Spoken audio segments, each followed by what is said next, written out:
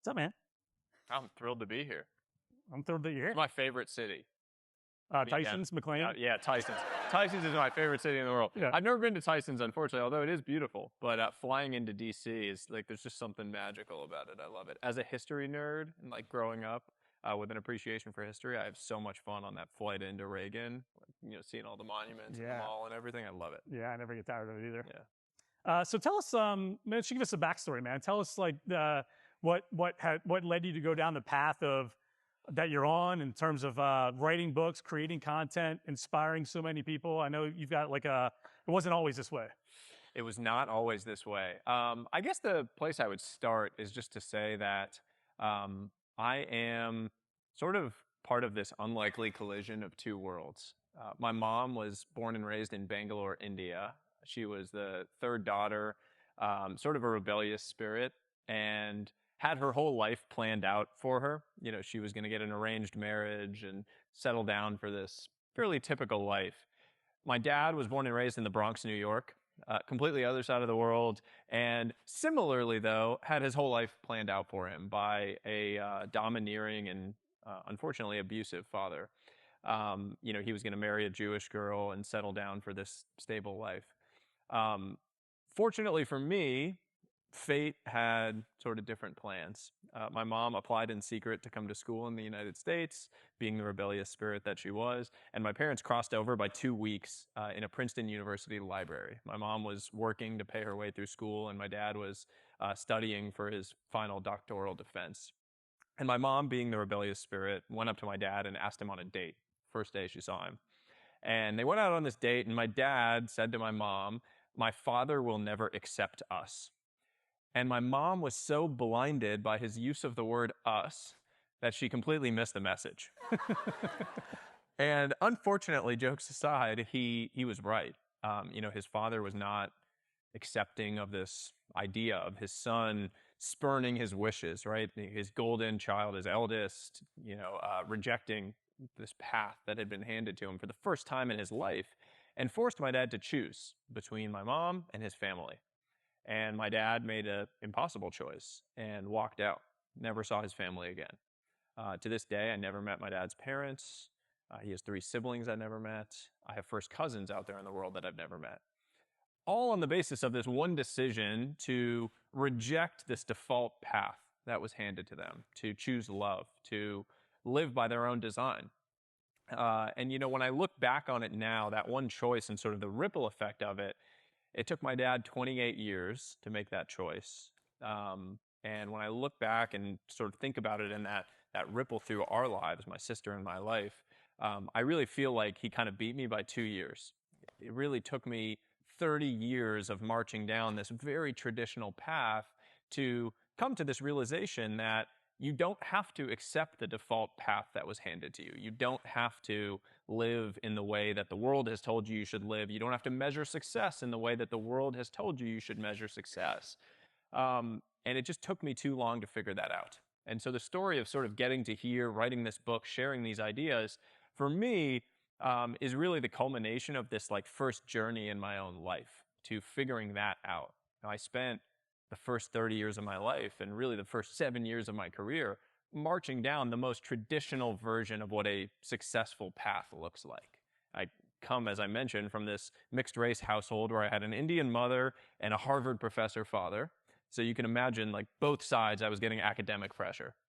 And the whole way my family measured success was on getting good grades. I have a high-achieving older sister. I was sort of the ne'er-do-well younger brother that was like always playing sports, never studying. To this day, my mom still asks me, maybe like since the book came out, she's given up on it, but continued to ask me whether I was sure I didn't want to go to medical school. So I was really getting it. And I had this like insecurity from a young age that I was not very smart. And, when you have, especially as a kid, that kind of internal void, you just go around looking for the external things that can solve that internal problem. And in society, for all of us, the fastest way to get those external affirmations is through making money. It's like, get the high status job, have the LinkedIn post where you say you're humbled and honored to do whatever it is, even though you're never humbled by whatever that thing is. In fact, the opposite. And I chased those things And at every single stage, I convinced myself that my contentment, my happiness, my fulfillment was on the other side of something. The bonus, the promotion, the title, the fancy bottle of wine, whatever it might be. And all along the way, as I would get those things, I would sort of have that momentary blip of dopamine-induced euphoria, and then reset, that familiar feeling of dread, never doing enough, resetting to whatever it is next. We all have a name for it now. It's called the arrival fallacy. We've probably all experienced that at some point in our lives. We've built up something as being the point where we will say, I've arrived. My whole life is going to be different when I get X, whatever that X is. And then we've inevitably felt that letdown from getting to it. And unfortunately for me on that journey, while I was winning in this one very particular domain, I started to see the losses building in all of the other areas of my life. My relationships, most importantly. I was living 3,000 miles away from my parents, who were two of my best friends in the world. I'd started to notice for the first time in my life that they were mortal, that they weren't going to be around forever. My health was in disarray. I was drinking 6-7 nights a week, mental and physical. And unfortunately, my wife and I were in the middle of this 2-year struggle with infertility. And that was, for the first time in our life, creating a real strain in our relationship. We'd been together since we were 14 years old. So that was a real challenge. And, it came to a point at the end of 2020 where I had this sensation that from the outside looking in, I was winning the game. I was doing the things you're supposed to want to do. I was like getting the promotions. I was having the title. I had the money. Like all the things were there. And I said, like, if this is what winning feels like, I have to be playing the wrong game. And I talk about this at the very beginning of the book. It all came to a head for me with this one conversation in May of 2021. I went out for a drink with this old friend. We sat down and he asked how I was doing. And I admitted that it had started to get difficult living so far away from my parents. And he asked how old they were. And I said mid-60s. And he asked how often I saw them. And I said about once a year. And he just looked at me and said, okay, so you're going to see your parents 15 more times before they die.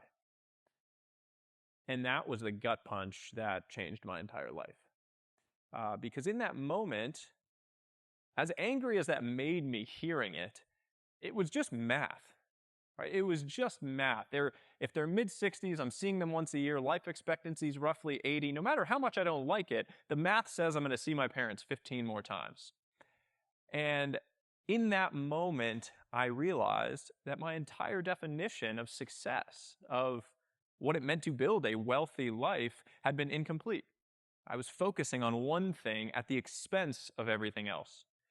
And my wife and I took a dramatic action. The next day, we had a conversation about what our center really was, what we wanted to go build our life around, what our true north really was, if you will.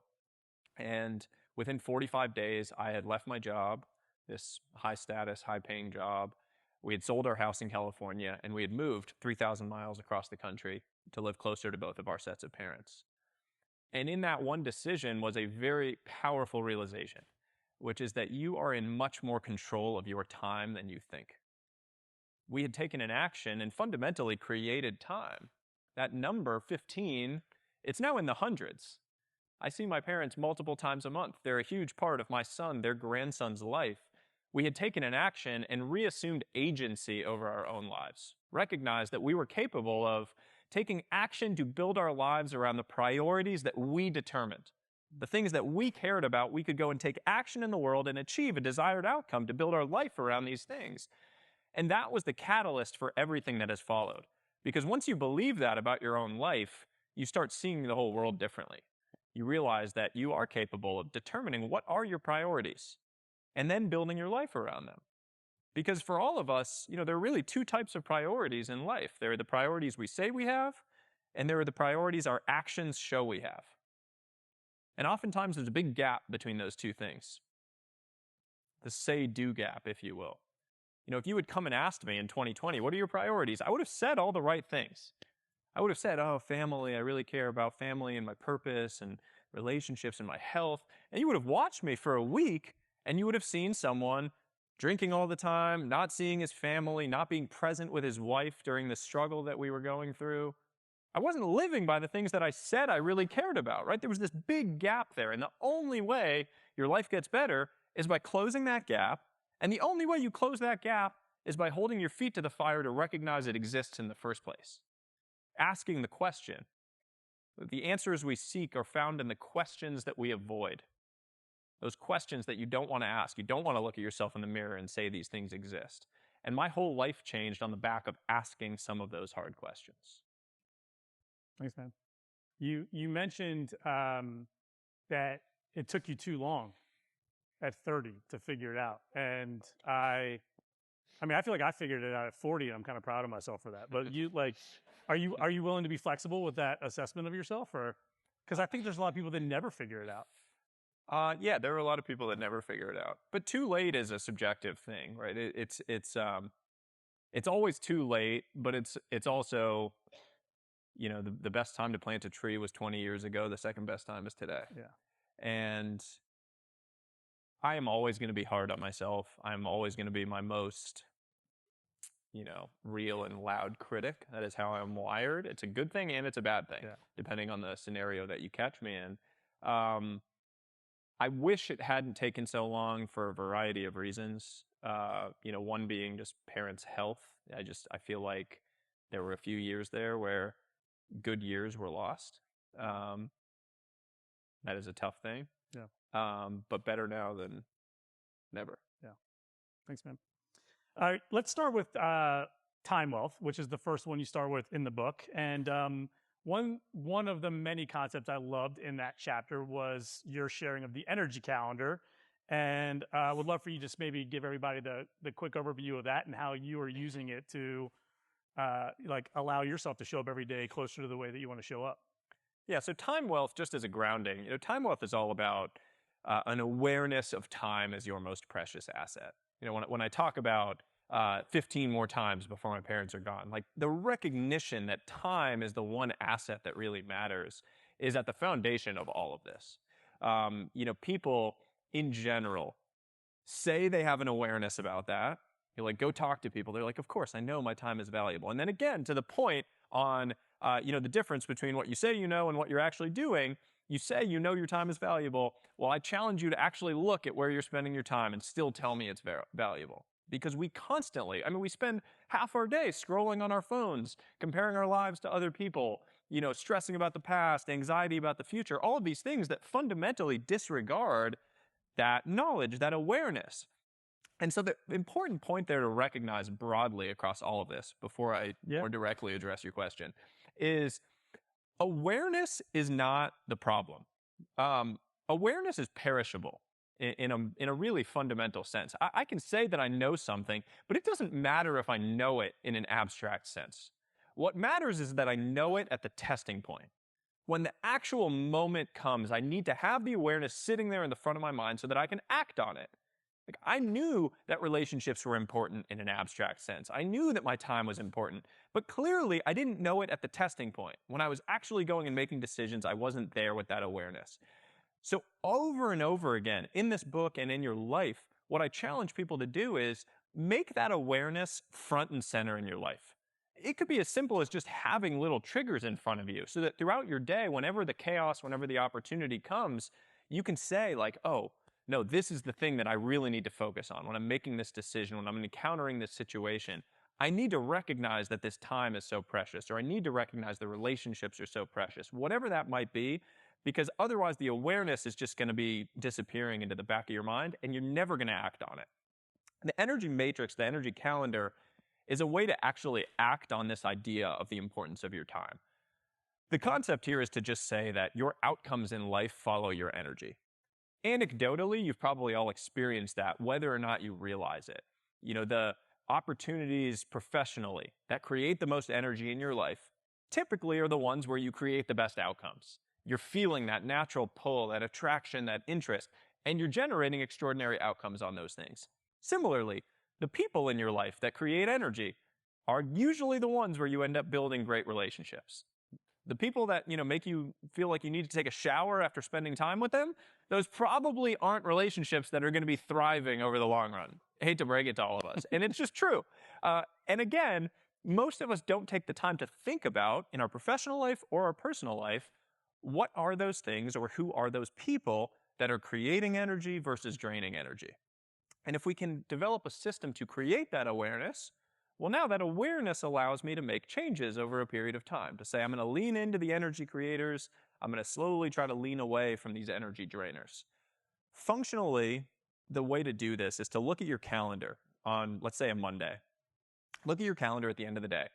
Color code the activities from the day according to whether they created energy, meaning you felt that natural lift, that pull towards the thing, usually after or during. Mark it green. If it was neutral, mark it yellow. And if you felt physically drained by the thing or by the person during or after, mark it red. If you do that for a week, at the end of the week, when you zoom out, you will have a very clear visual perspective on the trends, the types of activities or the people who were energy creating versus energy draining. It'll look like a sort of a ratio of green to red.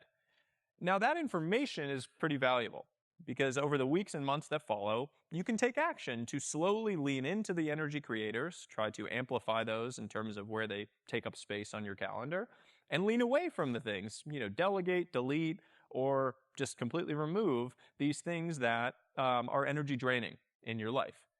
As you do that, you'll probably never get to a place where there's no red, but if you can improve the ratio of green to red, your outcomes follow that. You will feel like you are able to generate significantly greater outcomes with, functionally speaking, less time invested into them. Because again, high energy creating things, those are the places where 1 unit of energy is creating 10, 100, 1,000 units of output.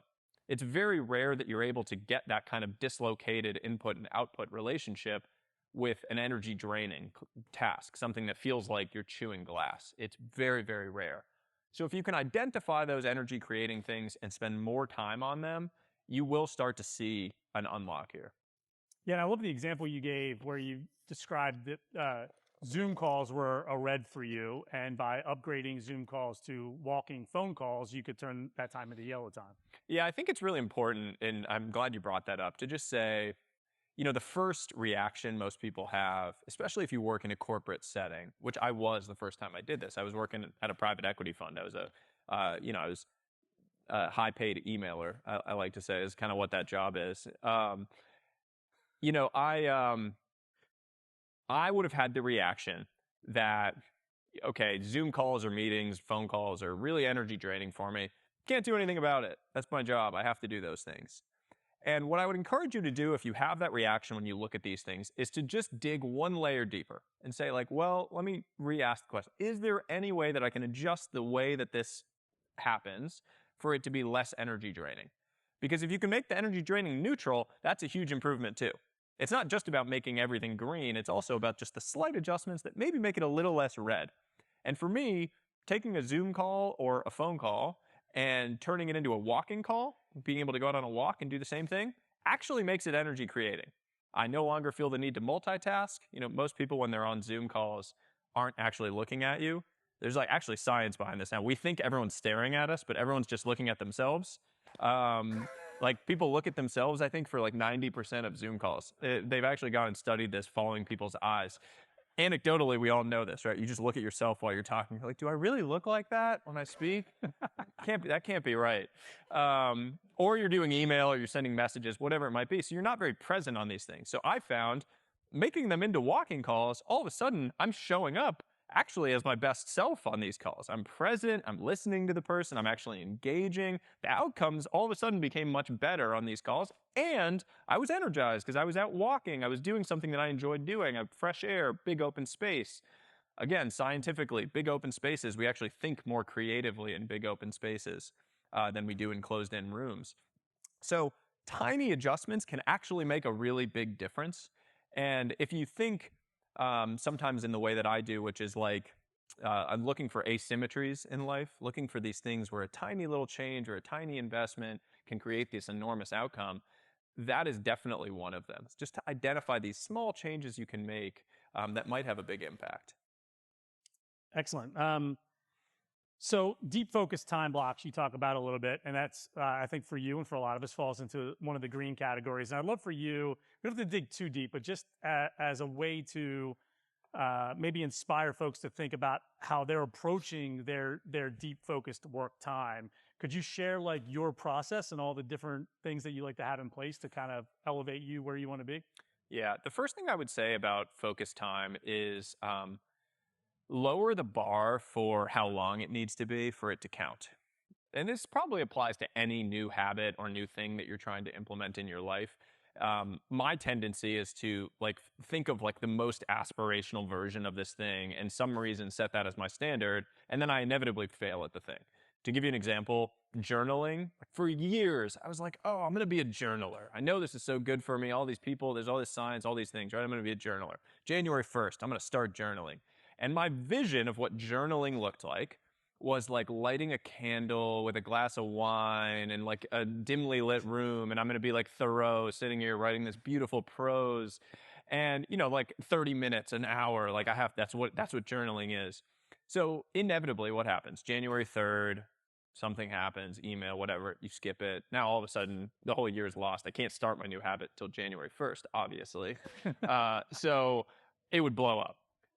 Take down the bar on all of this stuff to the most simple version of what this looks like. This has applied to deep work for me for sure. Because in my mind, when I first started thinking like, I'm going to be really into deep work, it was, oh, this has to be at least minimum 2-hour deep work block. I need to like sit here and like really grind and focus. The whole point of deep work is that it shouldn't feel like chewing glass. It shouldn't feel like this crazy grind that you're having to do. It needs to feel like you're creating a flow. And so I would recommend personally taking it down to like 30 minutes as a starting point. Build the muscle before you start trying to work up from there. Cal Newport's Deep Work is a great book if people are kind of interested in going deeper on this concept. But what I did was I tried to say, okay, 30 minutes, I'll start there.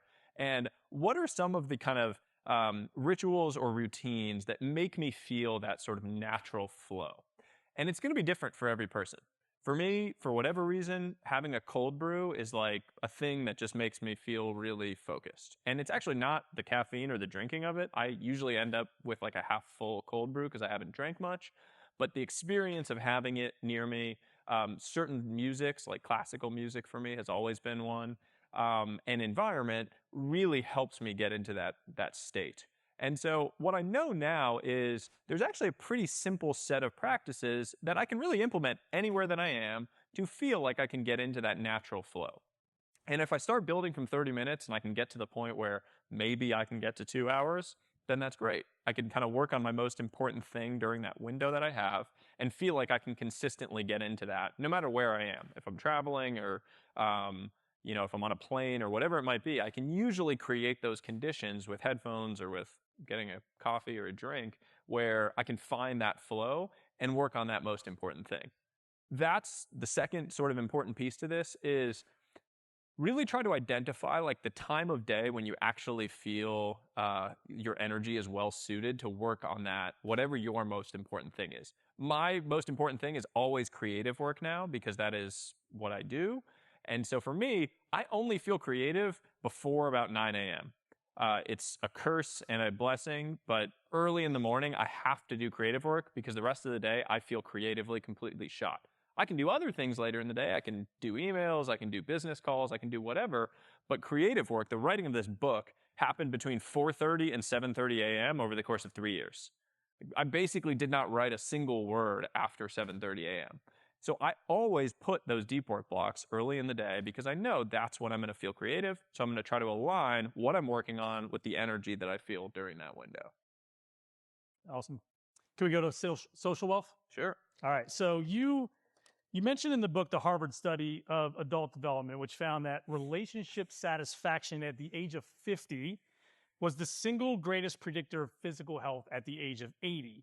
And you were also the first time I saw the graphs of the studies around who do Americans spend the majority of their time with. It was you.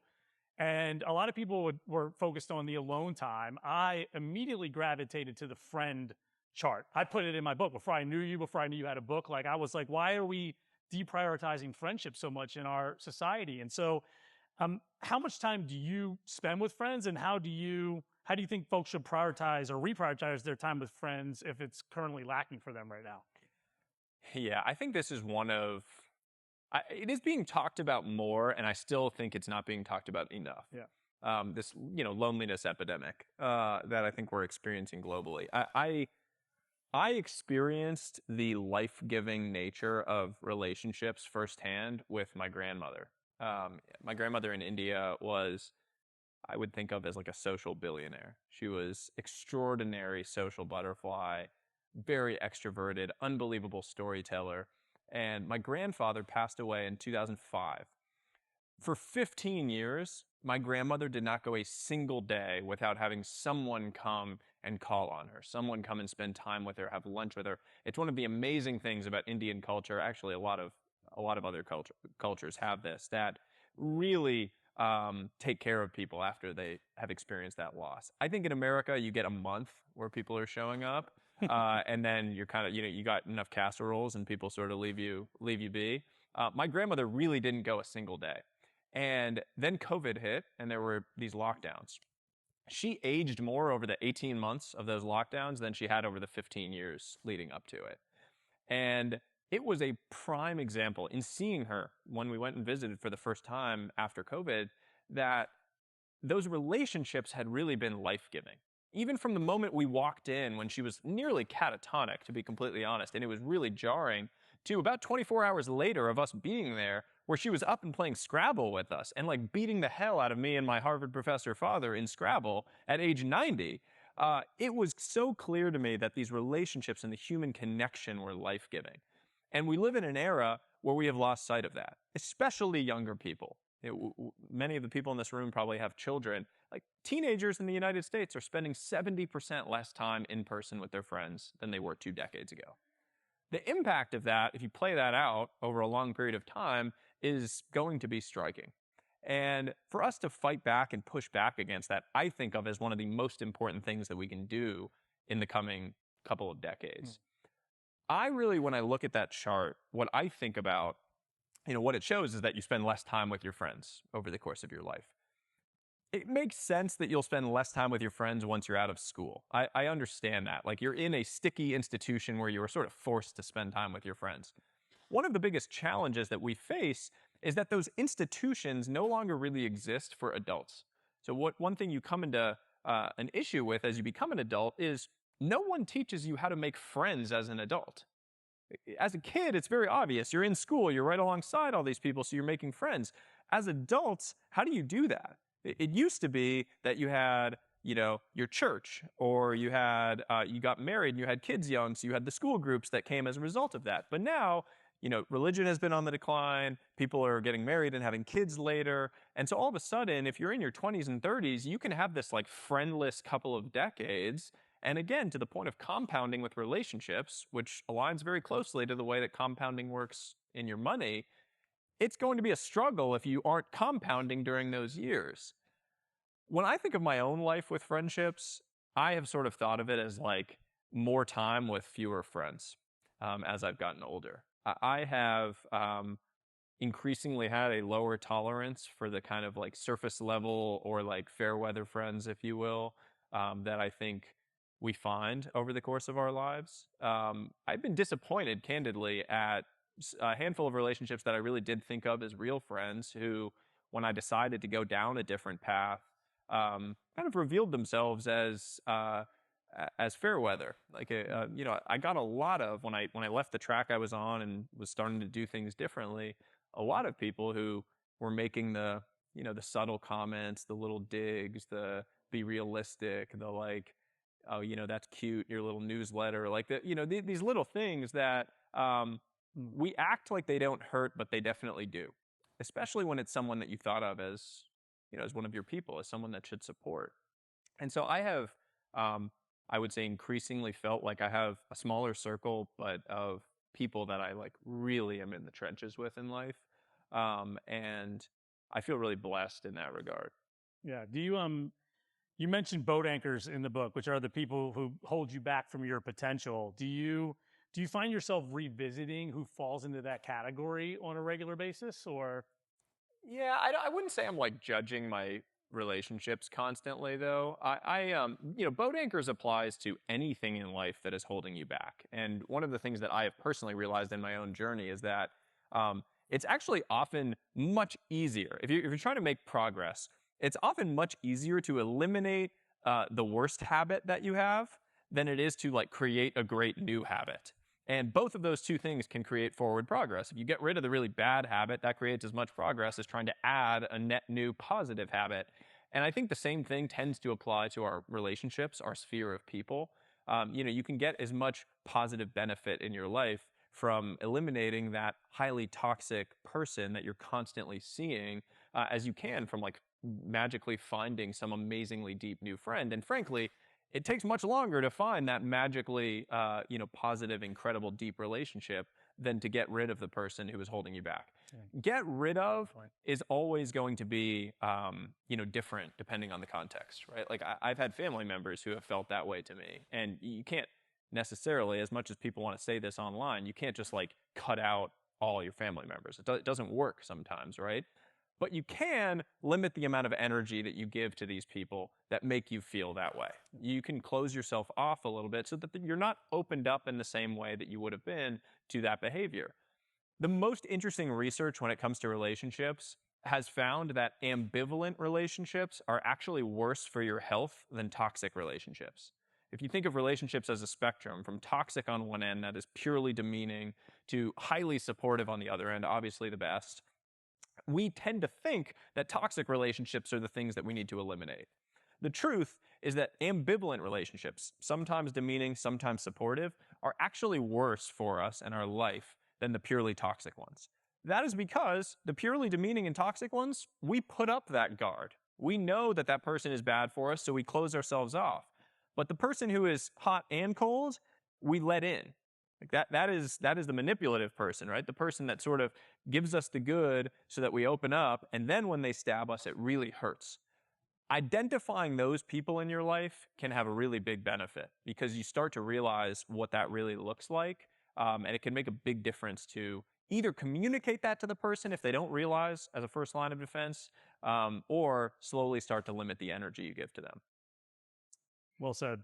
You talk a little bit about one of the better ways you found to forge new relationships is to find value-aligned rooms. How do you determine what rooms you want to be in? Or how should we determine what rooms we should be in? Yeah, this idea is sort of a way to circumvent this like lack of institutions that we have as adults. It's like, how do you make friends as an adult? Well, what I think of is, how do you find places where there's a high likelihood of meeting other people that are into similar things as you, have similar values as you?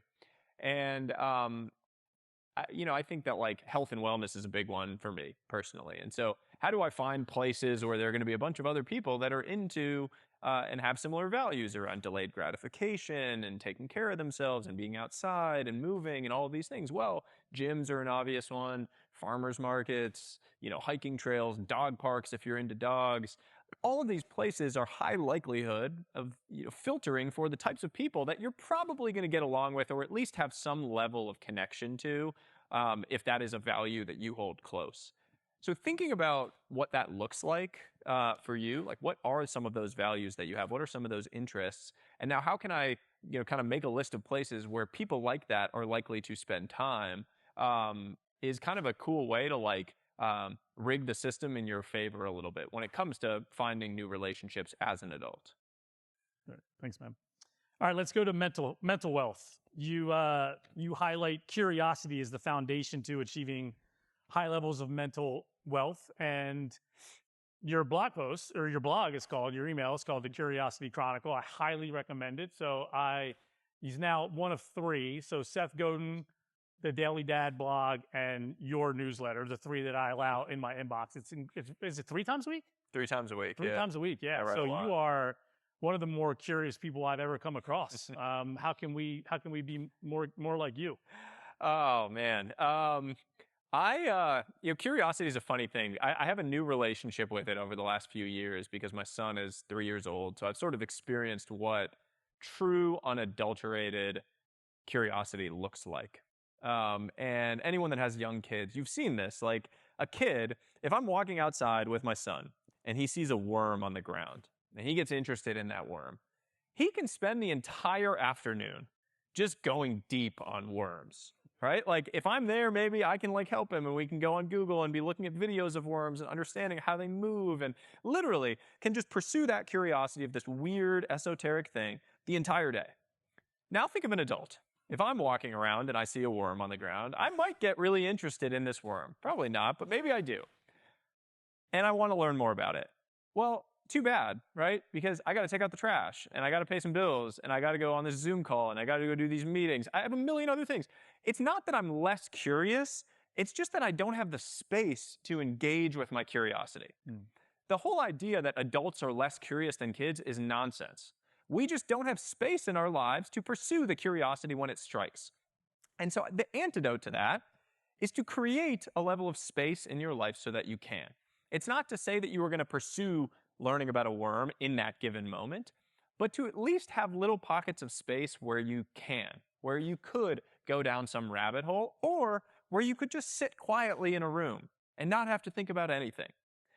This is such a hard thing for ambitious people to understand. The greatest challenge facing any ambitious person is eliminating the guilt associated with free time and rest. We all do that. You have a little free time on your calendar and you're like, I should really be doing something. You like feel that you like sleep in a little bit or you miss your alarm and you wake up and you're like, oh, my whole day is ruined. You feel that dread. Oh man, I didn't work. I'm a loser. You start having that internal dialogue. I still do that. Reframing rest and free time as a part of your performance rather than a reward for your efforts is one of the most important things you can do. The tendency, again, is to say, like, well, I worked really hard, so now I get to rest. I earned this rest. An athlete mindset is completely different. An athlete would say, that rest is actually a part of my performance. It is essential to me performing at a high level. It's no different for all of us. We all need to reframe that as a part of our performance. Creating those little pockets of space is how you create windows for that curiosity. And as your curiosity goes, again, I believe as your curiosity goes, your performance in all of the things that you do will follow. You will start showing up in all of your professional settings with more interesting, non-linear ideas. You think about what moves the ball forward in business. It's not going to be just the average, meeting or the average phone call or thing.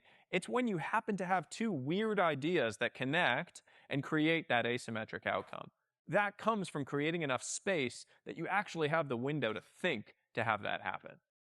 Yeah, I worked with a coach a couple years ago, and he talked about how what we want to do as humans is we want to try to play at the extremes of like these amazing life experiences. It could be travel, it could be doing hard things, it could be leaning into learning.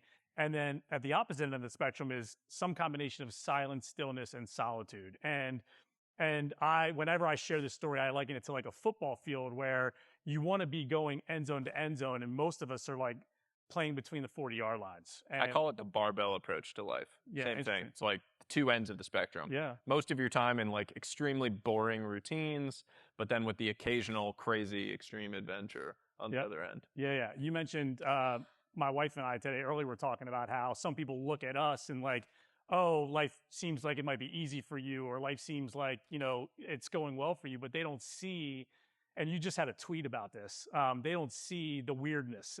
They don't see the fact that we're doing our daily gratitude journal or our prayer or our sauna or our workouts or the therapy or everything else that comes along with that. Yeah, I think that, there's this belief that highly successful people, in whatever way that you define success, but like, extraordinary achievers in whatever, extraordinary achievers in a given domain, there's an assumption that they live these like high-flying, glamorous lives, right? Like jumping around from thing to thing, all these beautiful events and vacations and all this stuff. And what you miss is underlying all of that is this 99% of the time extraordinarily boring set of routines, executing on these tiny, boring, basic things over and over and over again. And there was a poem that I came across recently that I just wrote about by a man named William Martin that has this closing line that just says, make the ordinary come alive and the extraordinary will take care of itself. I absolutely love that idea. Like, how can you make that ordinary stuff come alive in your life? Because then the extraordinary does take care of itself. That's awesome. Good recall, too. All right, so I want to talk about physical wealth, if that's all right. I mentioned to you earlier, your output seems to be the result of you, for me, clearly practicing what you preach. You are really leaning into all of the different ideas and concepts and frameworks that you share. And I am of the belief that the best person for any of us to be getting advice from is the most optimized, highest version of ourselves. And I think that there's a lot to that for you, the way that you show up every day ready to receive. And I think that the mental wealth, the time wealth, all of that is a factor for you, but also the physical wealth and your practices to eat well, to work out, to take care of yourself. Can you talk about that a little bit? Yeah, well, first thing I'll say is I definitely live by the things that I talk about. I mean, I have always been a believer that if I'm going to say something, you better damn well believe I'm actually doing it and living by it. Like, if I'm going to talk about discipline and showing up every day, you're going to see me doing that in the way that I live. That does not mean that I'm perfect with any of these things. I constantly struggle with trying to find my personal balance at different points in life. I've been all over the place with travel since this book. I haven't, been in balance when it comes to some of my relationships in the way that I would like to be. But I understand that, and I'm able to make adjustments in real time. And so living through that, I think being in the trenches in it and in the struggle with it, alongside other people that are wrestling with these ideas, that is where I find there's a really cool relationship that gets created, because it's not about perfection. It's about our own version of adaptation over periods of time. When it comes to health in particular, what I have found personally is that it is the fastest way to reassume agency in your life. I talk about agency. What I really mean when I say that is the belief that you are capable of taking an action to create a desired outcome. That you are at the wheel in your own life, that you happen to life rather than life happening to you. And I think that the physical wealth domain, if you feel stuck and you feel lost, or you're at a point in your life where nothing is seeming like it's clicking, this is the fastest way that you can remind yourself that you have that agency. If you go and for 30 days, wake up early and go work out, at the end of 30 days, you will 100% believe that about yourself, because you will see a change in your world, in the way that you look, in the way that you show up in the world. You will feel different. You will recognize that you are capable of doing hard things every single day, of creating the change that you are trying to create in the world. And that has ripple effects into everything that you do, into every other arena, every other type of wealth. So on my own journey, when I was making that transition, it was the first place that I really started. It was, I mentioned I was drinking 6-7 nights a week. My mental and physical health were, in disarray. And it was the first thing that I did. I was like, I'm gonna slow down my drinking, or stop drinking for a period. And I'm gonna just start waking up early and getting back into my workout routine every single day. And when I started doing that, everything else started to sort of play off of that. I started to feel different. I started to show up in a different way. I stopped avoiding things by, hiding from it with drinking or whatever it was. And I think for anyone that feels stuck or lost, this is just a place to start. The second piece that I would say here is that social media has done some good, but a lot of harm in this area. And the reason I say that is because access to information is at an all-time high when it comes to the physical wealth domain. You can go out and find all sorts of studies, all interesting information, all this stuff. But it's also led us to believe that what it means to be healthy is this crazy set of routines and protocols and practices that are expensive and inaccessible. And if you believe that that is what healthy looks like if you believe that, excuse my, there's some kids here, so I actually won't say it. If you believe Brian Johnson injecting his thing, to get nighttime erections or whatever he's doing is what it means to be healthy, I'm like, you are not going to go and take the first step if you don't feel like you are, there yet. You're going to create this intimidation to the point that I said earlier about journaling. It's like, if you create this high bar to what it looks like, if it's level 100 is your bar for what it means to be healthy, you won't start the level 1. And the truth is that to the point of ordinary becoming extraordinary, level 1 is going to get you 90% of the benefit. And level 1 is like move for 30 minutes a day, eat whole unprocessed foods, 80% of your meals, 17 out of 21 meals during the week, and sleep for 7 hours a night. You don't need to like red light therapy, sauna, cold plunge, all the millions of other things, whatever, all the supplements. You don't need to do all that. Just start with the basics and you start to become significantly healthier than you were if you can do those consistently. Very few people do those consistently, and they're freely accessible for the most part. So I think that is a really important piece, is to not allow this like trap of complexity to grab you.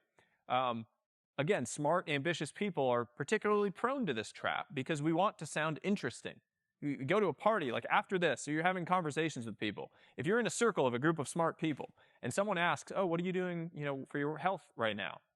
If I tell you that 3 steps, if I'm like, oh yeah, I basically just try to move, I mostly eat whole unprocessed foods, and I try to sleep a good amount, you're quickly going to move on to whoever's doing the like crazy protocol, injecting themselves with peptides and red light, whatever, right? They're much more interesting. It sounds sexy. It sounds cool. It's the same in the financial world. Like, you don't want to hear from someone that's investing in Vanguard S&P 500 index funds. That's not interesting. I want to talk to the crypto covered call arbitrage guy over there, right? Like, that's way cooler. And so we get grabbed by it. Like, I want to sound interesting at a party, so let me come up with the most ridiculous routine. Even if it's not actually going to work, it makes me sound cooler. So avoiding that trap and making sure that you are grounding yourself in the things that actually work, that move the ball forward, is essential. And look, it happens because of incentives. Like, it's show me the incentive, I'll show you the outcome. Charlie Munger said that. The incentive is for complexity from the person offering the information. Like for me, my incentive would be to give you the most complicated set of routines if I was trying to sell you something on the back of that. I can't sell you a financial plan that tells you, hey, put money in the S&P 500. Like if I told you that and then I was like, hey, sign up for my financial course, what it's going to tell you is put money in the S&P 500. You're not paying me 9 easy payments of $19.99 for that course. If I give you the crypto covered call Forex trading strategy and I tell you it's going to change your life and I make this nice landing page, now you might. And so all of these people out there slamming you with information it's so fancy and complicated, make sure you understand the incentive that is underlying that information. If they are offering you a course or a Discord community or something on the back end, just make sure you look at it with a little bit of a closer lens before you sign up for it. Do they make money to have a specific opinion about something? Yeah, you have to have it be a niche and differentiated opinion, and you say that everyone else is an idiot and this is the one thing that works, right? Like, I mean, you can find people that will tell you complete opposites. Like, I can find someone within 2 minutes on Instagram that will tell me that eating only red meat is the only way that I'm going to live until I'm 100. And then I can find someone that says eating only raw vegan is the way that I'm going to live to 100. And then if I eat meat, I'm going to die when I'm 40, and have all the worst diseases in the world. And they're both going to sell me like a different set of products and courses and all these things that have science and research and everything to back that idea. And so I think for all of us, it's really just about doing what works for you and being an independent thinker so that you can cut through the noise on these things and find what works in your life. We all make trade-offs on a daily basis, right? We all do things that are not optimized because we're deciding that, well, look, you might tell me that drinking is poison. Alcohol is poison and any amount is worse than none. Well, that may be. But, Andrew Huberman would say that. Yeah, and I've had this conversation with Andrew. Like, that may be the case. But having a glass of wine with my wife on a Friday night, I am willing to die a little bit younger to do that. And look, I have tons of friends that are like, they put on a sleep band, they put on a Ring or a sleep tracking band, and all of a sudden they become the most annoying sleep person in the world. Right? They're like, oh, I can't go out, I can't do this, or my sleep score, I can't have a drink with you, I can't, my sleep score, right? They got an optimized sleep score, but they got no friends. So who won in the long run, right? Like, the zero alcohol movement is great in some ways, but if having one beer with your friends on a Tuesday night was the thing that got you to go spend time with your friends, maybe it wasn't a net negative for your life. We know social relationships create value and they actually help you live longer. So we need to think about these things independently is the point. I think ascribing to these dogmas is dangerous in all ways in life. getting yourself to think critically and ask yourself what works for you rather than just ascribing to whatever personality has handed you their way, that is the real path to feeling good about the choices that you are making. And I will not sell you a course. I don't have a course to sell. Are my kids in here right what now? it's worth. No, are they? Even Scott Galloway said recently that he thinks that like college kids need to go out and drink more and go out and like talk to kids, like meet girls, and have more fun. I've said this occasionally. Look. I drink 90% less probably than I did earlier. That has been a great change for my life. But having a glass of wine with my wife or with a dear friend is something that I feel creates a level of connection and bond that I really like. And as someone who is slightly socially anxious in certain situations, especially group situations, it helps me feel like a little bit looser and less socially anxious. And there are people, when I say that, who will say like, well, then you have a problem, and so like you need to fix that. Like that may be, but I'm probably not going to fix it. So I'm just socially anxious a little bit. And so if a glass of wine, like look, they've been doing that for 3,000 years. There's plenty of issues that I have that I could solve. That's probably not one that I like care about the trade-off of the one glass of wine. If I was binge drinking to get to feel better, that's a different story. But again, to the point, we make trade-offs every day. It is much safer for me to sit in my house and do absolutely nothing all day than to drive my car. Driving a car increases my risk of death infinitely versus sitting in my house. But I need to go somewhere, so I'm going to drive my damn car. And I think more and more, you're going to see people thinking a bit more independently about some of these decisions and trade-offs that we make. Yeah, there was a direct correlation between Melanie and I having like some friction in our relationship like 5 years ago when we both stopped drinking because we didn't like, oh, wait a minute, that was like the hour we had every night to like unwind and connect with each other. And now we're going to bed early. We haven't thought through how we're going to replace that. I feel that way about watching show before bed, by the way. Like that's another big sleep thing is like no screens before bed. And for my wife and I, watching a show together and like the conversations that happen around that show during the course of the week and the days, that's a real bonding thing for us. Yeah. So yeah, I could sleep a little better and my sleep score could be better. But if it would, hurt my relationship in some way or remove this thing that brings joy, I don't want to make that trade-off. Yeah. All right. I have friends who sleep in different rooms from their partners because they want their sleep score to be perfect. It's like, we're like really, you can optimize the life out of your life is an easy way to say it. Yeah.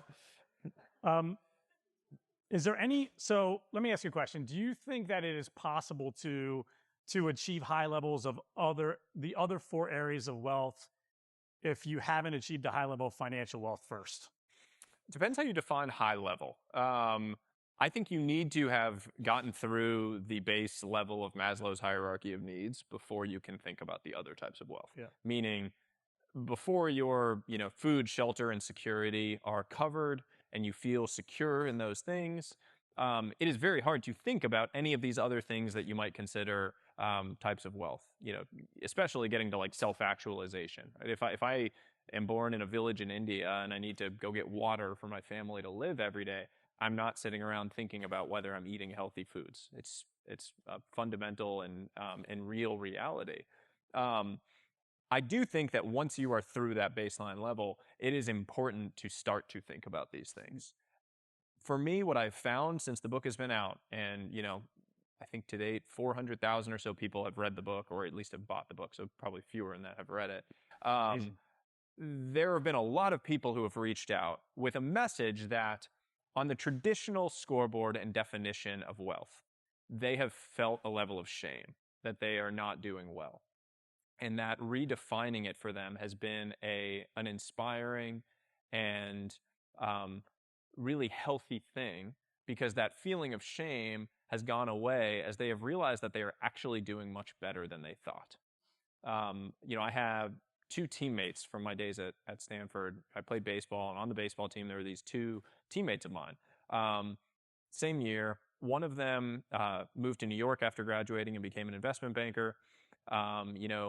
Has made a bunch of money, lot of like sort of transient relationships, lives in this like really nice apartment in New York City, nice cars, the whole life, right? Like New York, he's mid-30s, still single.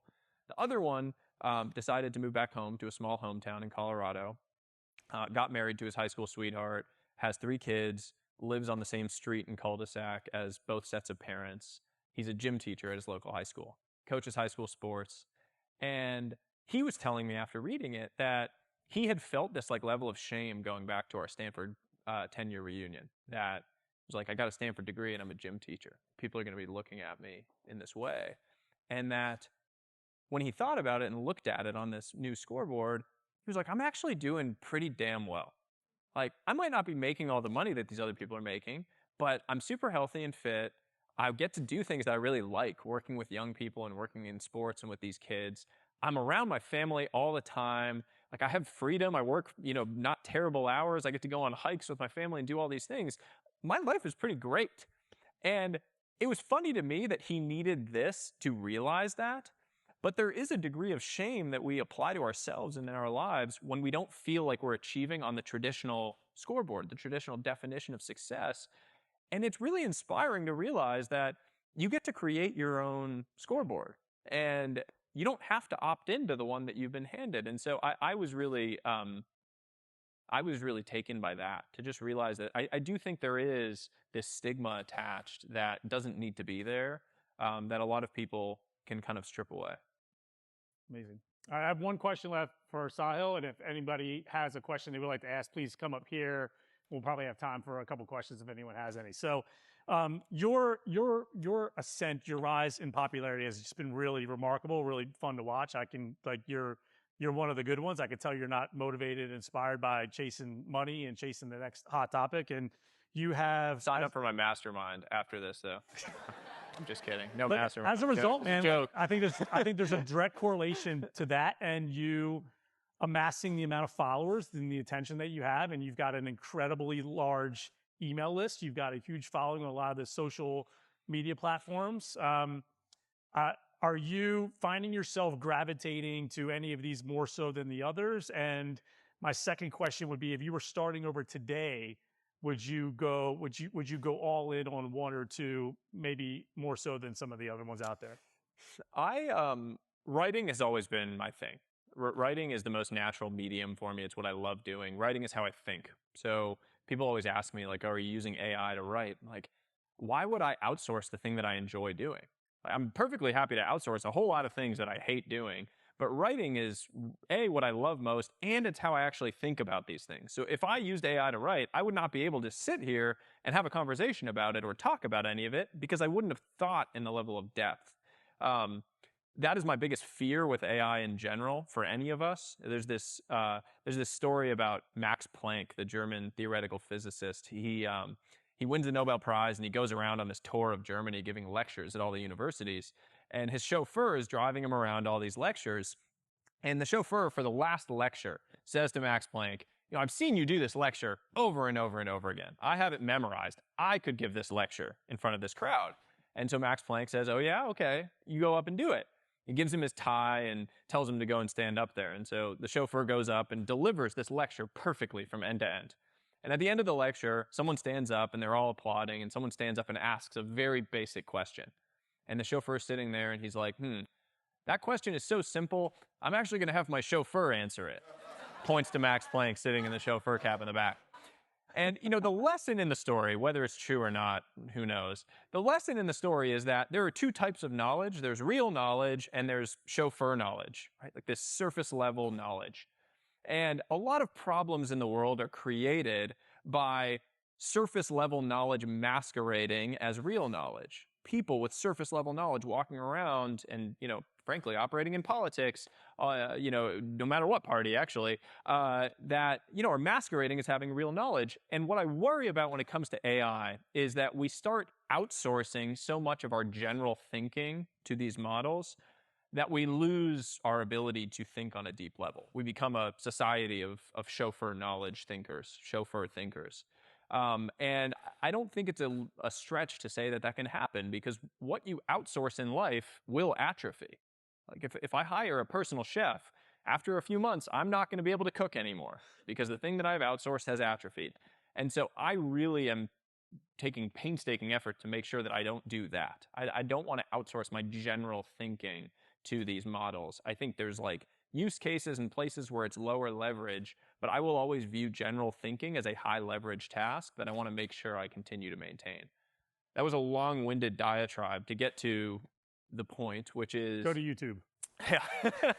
I spend all of my time writing. We have systems now as a team to think about how we can take writing that I've done for the newsletter, for the different, Twitter, the different written social channels, which are Twitter and LinkedIn, and, what will work on the other platforms in a visual form. So like when we post a carousel on Instagram, that's writing that I have done that we have a team that will then convert those into images that we can create that will get shared more than if I just put the writing on the platform. We're pretty good about that now. If I could go back, I probably would have started thinking about a book sooner. I will continue to write books. The biggest reason is because books are real. Like, you don't gift a newsletter to your high school graduate when they graduate high school, right? You don't give someone a Christmas gift of a newsletter or a tweet or an Instagram post. You send them around and they have an enormous reach, an incredible reach, but they explode, right? Like, they disappear after a day or two. There are a couple of newsletters in the hundreds that I've written that maybe still get shared, but a book sits there forever. And you come back to books and you read your favorite books during different seasons of your life and you're impacted by them differently. And there is something so magical about that the real tangible impact it can create. I'll share one final story related to that, which has just touched me recently.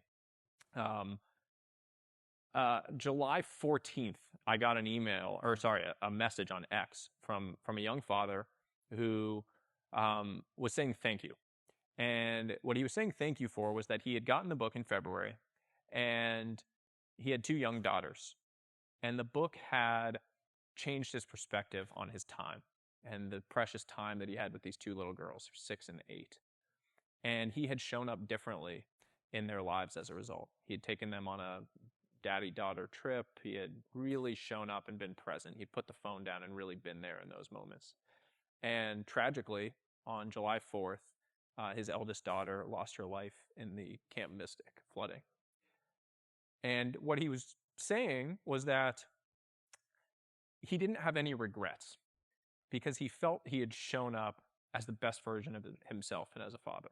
And that his daughter, his daughter knew that. I flew out to San Antonio a few weeks ago to go see him and have lunch with him. And I left this lunch. Obviously, it was a heart-wrenching experience. I have a young child. Hearing a father speak about something like this, how they're still in the throes of grief. It was a month after it had happened. And I left and I called my wife and I just broke down on the phone. And all I could think to say to my wife was, he didn't know it was the last time, but he lived like it was with his daughter. That idea, I share in the book, this idea that there's a last time for all of these things in life. All of these things that we take for granted in the moment. There's a last time for all of them. And we don't know it's the last time ever, but we can always live like it is. That has been so central to my life and how I've tried to live. This was obviously a story and a message that reiterated that for me and is going to change the way that I show up and live. But it was just one example of, with a book, you can put something out into the world and have no idea that it can have an impact that's this profound on someone's life. And that was never your intention. You never thought it was going to have that type of impact or that type of thing, but it's just so real and so tangible. And so for him as a father now and as someone who is going to live with that grief and start to use it for good and to share his message out in the world, I feel an enormous amount of gratitude and responsibility and energy to continue doing this, to continue being able to share these stories and these messages. And I really just feel, when I think about 4 years ago, what I was doing versus now, I just feel an enormous privilege. And so I'm very grateful. Yeah, that one really got us in our feelings when we read about it. Yeah. Hold on. All right. So no questions? We good? All right. We have time. Come on up, right up here. I got a mic. Step right up here, please.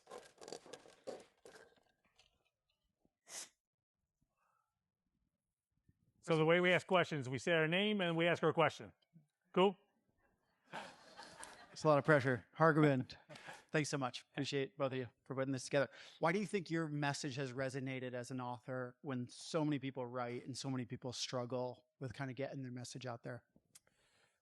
I think there's, when you release a book, it's probably for any product or company too. There's like a product zeitgeist fit. I don't know that product market fit is obviously a thing, but there's product zeitgeist fit. I think we are at a unique moment in time where a lot of people are starting to think about these things. I think post-COVID, a lot of people had the space to zoom out and think about their lives and see this bigger picture. And so I think there was a right time aspect for this message. I also have a big platform to go and get the message out with enough people to sort of get it off the ground. When you think about a book, it's like you can kind of control the launch to some extent. And then after that, it's like, is it something that people want to share with others around them? And it's like a K factor. In companies, is a K factor. Like for every consumer, how many people do they refer to be consumers? With books, generally 99% of books, the number is 0. You read a book, you don't tell anyone you read it, and you move on. The best books in the world, Atomic Habits, it's probably like a 2. Like for every person that reads it, they're like, hey, you have to read this book to 2 people, and they get 2 people to buy it. So it'll sell forever and be an enormous success. You can't really control that K factor. Obviously, you can try to write a great book, but it has to connect with people on some level. I think emotionally as well as tactically, for them to feel like they want to tell a friend or tell someone about it. And I think I've seen at least the early signs that people are doing that, that they're impacted by it or that they're taking some action in their life where they feel like they should recommend it. So Josh will be the last one, and we can do a little rapid fire because I want to be respectful of your time. Yeah, thank you for your time. My name is Paul Gustafson. Really enjoyed this book and just taking other folks through it. And one of the things that you talk about is a life raiser, and especially in light of the story you just shared. I would love for you just to kind of unpack that some more, because we know a lot of different razors that you mentioned in there. But that one quote in here, I had to pull it up out of my Kindle. Inevitably, you will encounter opportunities, chaos, challenges, and complexity that will test you. And you talk about the importance of having that life raiser. Yeah. So for those who haven't read it, this concept of a life raiser is like a single identity defining rule for your life. Something that is sort of brings out the ideal version of yourself so that you can say, like, what would the type of person that does X do in this situation? My life raiser is that I will coach my son's sports teams. He's 3 years old. He doesn't have sports teams yet, actually. And it doesn't matter if it's sports or if it's ballet or drama, whatever he likes doing. The point is that I'm the type of husband, father, community member that prioritizes this connection. And I'm able to say in any situation that comes up, what would the type of person who coaches his son's sports teams do in this situation? So if you come and offer me a whole bunch of money to do something, but it requires me being away 300 nights out of the year, I'm not going to go do that. Because I know I can ask myself, like, okay, how does my ideal self show up in the world? Well, I'm the type of father who is around enough to be able to coach these teams and to be around in the trenches. I'm not going to take that opportunity. And so what it does is it just allows you to bring that awareness to the front of your mind of who that ideal self is during this season of your life, right? Like the season concept is essential here because my son's not always going to be 3 or 5 or 10 or 12. When he's 20, my life raiser is not going to be that I will coach my son's sports teams. He's going to be out. I might have a entirely different thing. But identifying and sort of crafting your own version of that is really powerful because, as you said, inevitably life does test you. There are things that come up. And to be able to act and respond to those situations with that ideal self in mind, rather than emotionally or irrationally as we normally would in the chaos of those moments, that has a compounded effect over, days, weeks, months. That is really powerful. Hey, Sahil. My name is Aleem Obsil. Thank you for coming out and sharing your wisdom. I'm curious to find out, now that you've gone through the process of writing a book, publishing it, marketing it, promoting it, you've been through that journey. I'd be curious to know for your next book, whenever that would be, what have you learned that will allow you to make the next book better in terms of process? What would you change, do better, etc.? Let's see, a lot. I mean, you could do a whole session on this. Let's see. I would have spent a lot more time up front thinking about structure and flow and kind of like anchor points in the book, that happened very late that we came to it. Like even, there are some structural things in the book that, for me at least, reading it or looking at it are really grounding. Like this idea of 3 pillars for each type of wealth. That was like in the last round of edits that my editor at Penguin said, like, is there a way that we can kind of tether this, these sections so that it's clear, like what you're kind of grabbing to, like attach words to it. And there were things like that it would have made the whole process much smoother writing it if I had spent more time on the structuring up front of like, okay, what's going to be really the grounding structure to it. So I am doing that with a second book now of like really spending a lot of time thinking about that piece and pressure testing all those ideas a lot more along the way. I would have had more images probably, just functionally from a book standpoint. I was pretty blown away by, a lot of the success of the pre-order campaign was driven by the viral sharing of like 3 or 4 images from the book. The chart with children, the time with children chart, the like new opportunity tests, flow chart, the memento mori thing. There were just a couple of images that got shared a lot that drove a lot of book purchases. And I had no idea that images were a thing that would get shared like that. I really doubled down. What we doubled down on was like really personal, unscalable things with the book. And I would do that again. Like a lot of people focus on things that they can do that are scalable with the launch of a book. I kind of went the opposite way. Like all the influencer books that we sent out to like friends and sort of VIPs, most people like have their publisher send those. You just, get a list of addresses and your publisher will send it. I had my whole team fly to my house. We sat there. We hand boxed books for, 400 people that I was individually marking pages that person might like and handwriting notes to all those people, telling them like why I thought they would like these specific parts. And it was, hundreds of hours. I think we probably spent 200 hours doing all of that. And as a result, the like share ratio on people we'd sent the book to was something like 90%, when the traditional, the publisher told us was like 10 to 20%. And so they could not understand why I was spending all this time on it. And I was like, I think it's going to make a difference. Like people send me a lot of books and I almost never share them because I get this like random package that's sent to my house. I open it, I don't know anything about who this is or what this book is, and there's no card, like I don't know what it is. And so I'm not just, you're not just going to like take a picture and share this random book that you've gotten.